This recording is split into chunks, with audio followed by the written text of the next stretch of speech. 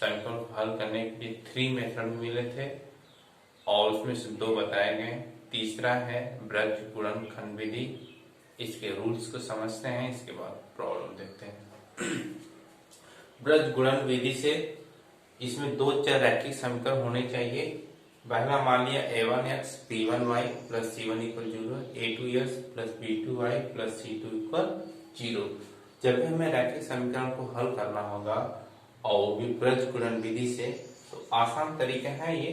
अब देखें x को लेंगे, x y एक constant, x y constant, constant x variable x है।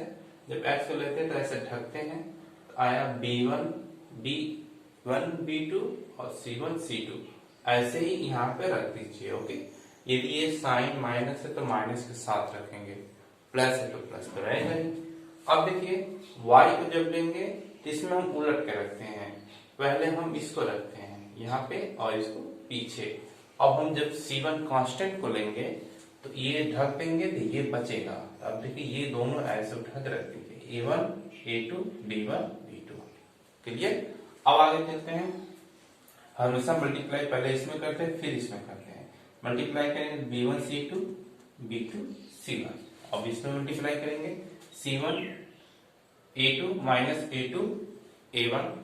अब इसमें करेंगे a1 b2 minus b1 a2।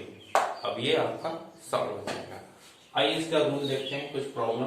अब पहले में 4 प्रॉब्लम है, मैंने फर्स्ट सेकंड और 4 बताएंगे और बाकी एक प्रॉब्लम बचेंगे उसको आप लोग सॉल्व करेंगे। अब प्रॉब्लम सॉल्व करने से पहले एक बार स्टेटमेंट पे ध्यान देते हैं कि क्या क्या रहा है। निम्न रैखिक समीकरण के युग्मों में से किसका अद्वितीय हल है? अद्वितीय हल है जिसका है और किसका कोई हल नहीं है या उसका अपरिमित रूप से अनेक हल है। ओके, अद्वितीय हल की स्थिति में ब्रज गुणन विधि से ज्ञात कीजिए। इसमें यह कहा जा रहा है कि हमें चेक करना है ये कौन सा है। 3 चेक करने के लिए 3 मेथड आपको बताया गया था आप लोग को, अद्वितीय, संपाती, अनेक हल। ओके, तो हम चेक करेंगे जो अद्वितीय हल होगा उसी को हम सॉल्व करेंगे। तो आइए हम पहले चेक करते हैं फर्स्ट को। ओके, अब देखिए सॉल्यूशन फर्स्ट देखते हैं। ओके, फर्स्ट देखिए आपका x minus 3y minus 3 equal 0 और 3x minus 9y minus 7 equal 0। यहाँ पे चेक करेंगे। पहले चेक करने के लिए हमें a1 a2 की वैल्यू चाहिए।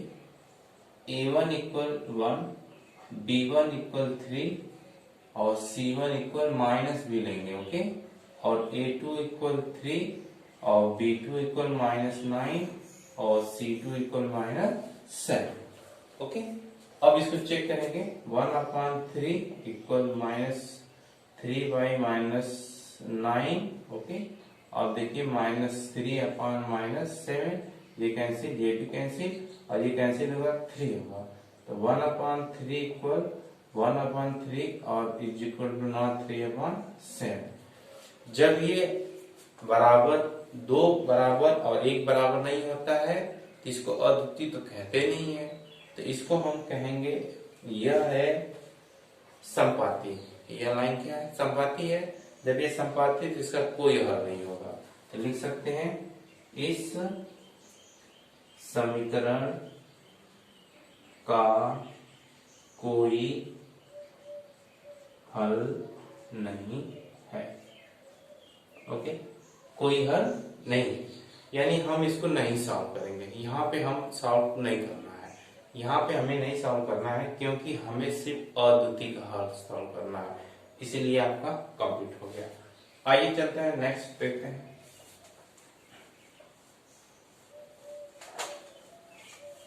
नेक्स्ट देखते हैं। ओके, ये आपका कंप्लीट हो गया। चलिए सेकंड देखते हैं।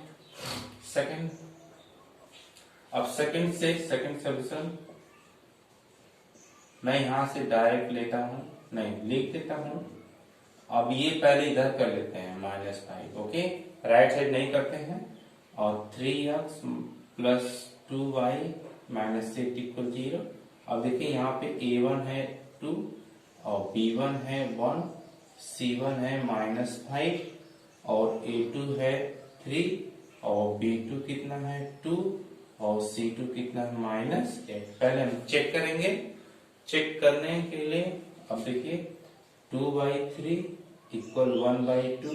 पहले ही बराबर नहीं दिखा तो लिख सकते हैं यह क्या है अद्वितीय हल है। जब अद्वितीय हल है तो इसको हम सॉल्व करेंगे। अब सॉल्व कैसे करेंगे आइए इसको देखते हैं। देखिए x अपान ओके x अपान इस बार ये देख के लगाते हैं हम लोग x अपान। अब देखिए x जब लेते हैं तो इन दोनों को हम ऊपर नीचे लिख देते हैं, वही काम यहाँ पे करेंगे। x लेते हैं तो इसका कोफिशिएंट 1 इसका 2 -5 -8 तो लिख देंगे 1 2 -5 -8। ये पहला कंप्लीट हो गया। ओके आइए चलते हैं y पे देखते हैं। y जब लेते हैं तो इसको पहले यहाँ लिखते हैं फिर उलट के लिख देते हैं। अब देखिए y पहले इसको आगे लिखेंगे इसको पीछे लिखेंगे तो -5 और -8। अब यहाँ देखिए 2 है 2 और 3 ओके। अब 1 को अब देखिए 1 को लेते समय इसको हम ढकेंगे, इसको हम जैसे तेज उतार देंगे, वैसे ही यहाँ पे ढकेंगे जैसे तेज ले लेंगे तो 2 3 और ये हो जाएगा 1 2 ओके। अब इसके बाद हम इसको और सॉल्व करेंगे, सिंप्लीफाई करेंगे। अब आगे देखते हैं x अपान सिंप्लीफाई में क्या करते हैं इसका इसमें मल्टीप्लाई करेंगे तो 1 इंटू -8। मैंने कहा था ना बीच में माइनस रहेगा तो ये माइनस लगेगा ये। अब देखिए 2 इंटू -5 तो यहाँ पे लिख सकते हैं 2 इंटू -5। हम चाहें तो इसको ब्रैकेट में भी कर सकते हैं और इक्वल 1 अपान y अपान। अब आगे देखिए अब इसका इसमें मल्टीप्लाई करेंगे तो 3 इंटू -5 चाहे ब्रैकेट कर सकते हैं, रो तो माइनस चाहिए है तो इसको आगे पीछे कहीं भी मल्टीप्लाई कर सकते हैं इसमें। ओके ओके ओके ये तो y का हो गया। अब एक कांस्टेंट का बचा है 1 अपान। अब देखिए इसमें 4 और 3 और ये 4 -3। अब देखिए बराबर x बाई।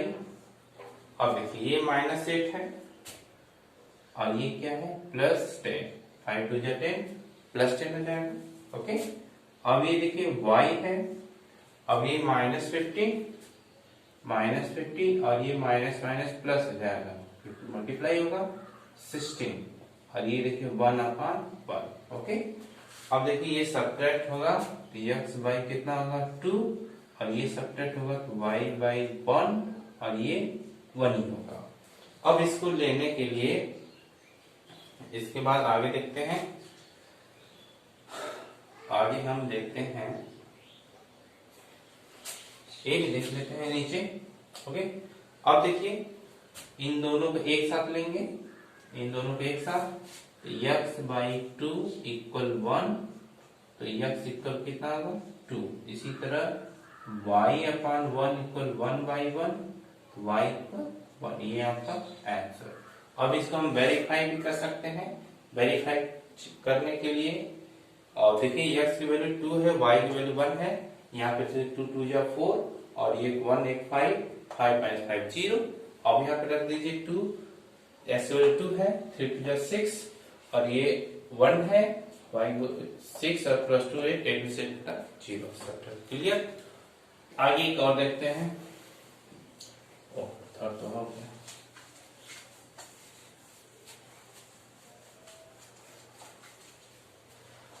अब इसको हटा देते हैं। ओके अब इसको आराम से लगाते हैं।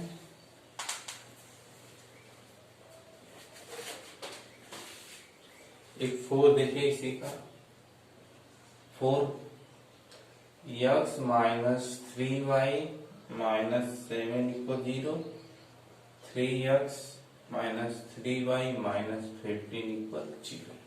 आइए इसको लास्ट देखते हैं। इसमें देखिए आपका ब्रज गुणन विधि से।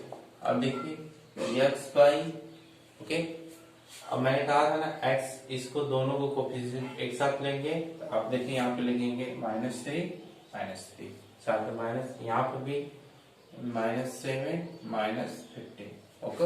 बहुत आसान तरीका होता है। अब देखिए y अपान पहले इसको लिखते हैं -7 -15, फिर इसको लिखते हैं 1 3 और कांस्टेंट 1 अपान, और ये आपका 1 3 और ये -3, ओके, इतना हो गया। अब देखिए ये इक्वल x बाई, पहले इसमें मल्टीप्लाई करेंगे, तो मल्टीप्लाई करने समय ऐसे लिख देंगे -3 इंटू -15, चाहे तो सभी को माइनस को ब्रैकेट कर लीजिए और बीच में माइनस होता है, पहले इसमें मल्टीप्लाई फिर इसमें फिर इसमें, पहले इसमें करेंगे तो फिर ऐसे कर लेंगे, ओके। तो माइनस तो लगेगा है, -3 इंटू -7, और ओके ये पहले के लिए हुआ। अब y के लिए देखते हैं, 3 इंटू या -7 इंटू -3 है ही है, माइनस बीच में रूल होता ही है, और -15, ओके, और ये 1 अपान, और ये देखिए -3 इंटू 1 हो गया, और माइनस लगता ही है, तो -3 इंटू 3, इसको माइनस को ब्रैकेट में कर लीजिए, ओके। अब देखिए x बाई, और ये मल्टीप्लाई होगा तो 45 हो जाएगा, और ये मल्टीप्लाई होगा तो 21 होगा, माइनस माइनस प्लस 21 हो गया, ये बीच में माइनस रहेगा ही। अब देखिए y बाई, अब देखिए -21, अब ये देखिए सिंगल माइनस है, और यहाँ पे भी सिंगल है, सिंगल सिंगल मिलके प्लस हो जाता है, क्योंकि यहाँ माइनस होता है इस तरह, तो माइनस प्लस प्लस हो जाता है, बीच में माइनस होता है, लेकिन यहाँ सिंगल माइनस है तो ये प्लस हो जाएगा, +15, और ये 1/, और ये -3, और ये 3 3 9, और प्लस कितना होगा 9। अब देखिए, और x अपान, अब ये आपका 24, और ये y अपान 6, और 1/6। अब फर्स्ट और लास्ट ले लेंगे, और x अपान 24, 1/6, x अपान 24/6, x अपान कितना होगा 4। उसी तरह ये लेंगे, okay, and y upon 6 equal 1/6, 6 से 6 कैंसिल, y इक्वल, ये आपका answer, x equal 4, y equal 1। और एक और प्रॉब्लम देखते हैं, ये थोड़ा लंबा है। सेकंड, a और b किन मानों के लिए निम्न रैखिक समीकरण के योग के अपरिमित रूप से अनेक हल है, और x plus x 2s plus 3y equal 7, a minus B x, a plus b y equal 3a plus b minus 2। आइए इसको देखते हैं।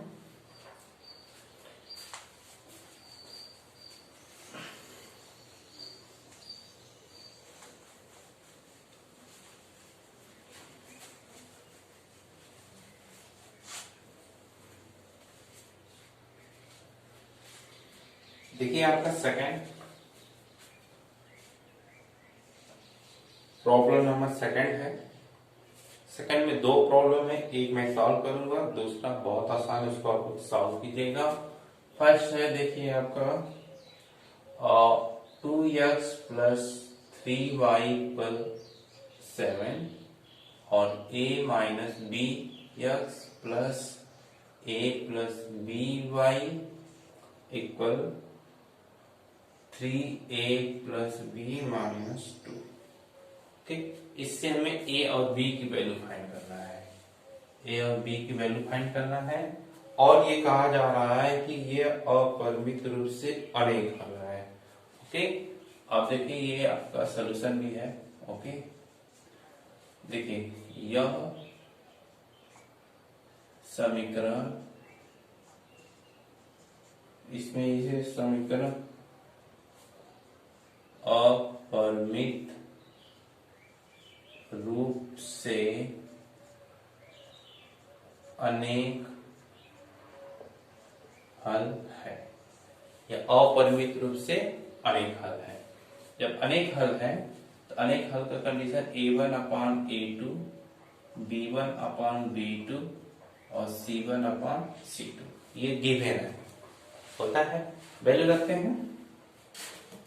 अब देखिए 2 ये देखिए आपका यक्स है, यहाँ पे है a माइनस b, ऐसे लिखेंगे। ओके, कोई डाउट नहीं है ना, s का 2 और यहाँ पे अब b1 3 और नीचे देखिए a प्लस b और c1 सॉरी ये देखिए माइनस है, इधर आके हो जाएगा -7 और ये माइनस है। ओके, ये सारी इधर माइनस है क्योंकि उस साइड प्लस है, इधर आके माइनस हो जाएगा।